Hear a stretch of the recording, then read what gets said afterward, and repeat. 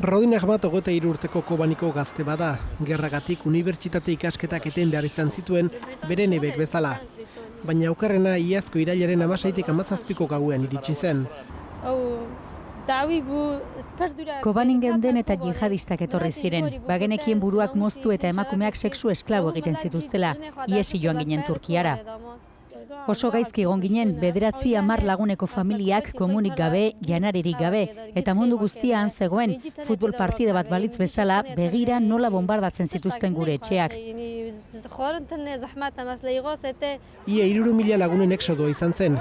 Rodinek dio Ankarak jihadistei armak helarazi dizkiela, eurak Surutzeko ieslari gunean egon diren artean. Duela 3 aste heldu zen Rodin Euskal Herrira bizitzera. Handik laster, jihadista kanporatu eta Kobani eskatu zuten kurduek. Emakumeek borrokan izan duten rola goraipatu du Rodinek. Kobaniko emakumeek borroka egin dute etxaia ez dadin herrian sartu. Gure lurra, gure etxea galtzea, gure duintasuna galtzea da. Emakume asko kaltxatu eta armak hartu ditu etxaien aurka. Herria libre, baina txiki eginda dago. Rodinen familiak etxe bizituen Kobanin irailean. Orain ez da arrastorik geratzen. Kobani berrera ikitzeko edozein laguntza ondo etorria da. Janaria, arropa, edozer.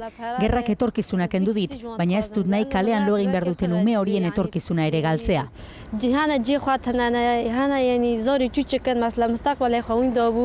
Eusko Legebiltzarrak aho batez onartu zuen urrian Kobaniren aldeko adierazpen instituzionala. Besteak beste, laguntza humanitario ematea eskatzen dio adierazpenak Eusko Jaurlaritzari.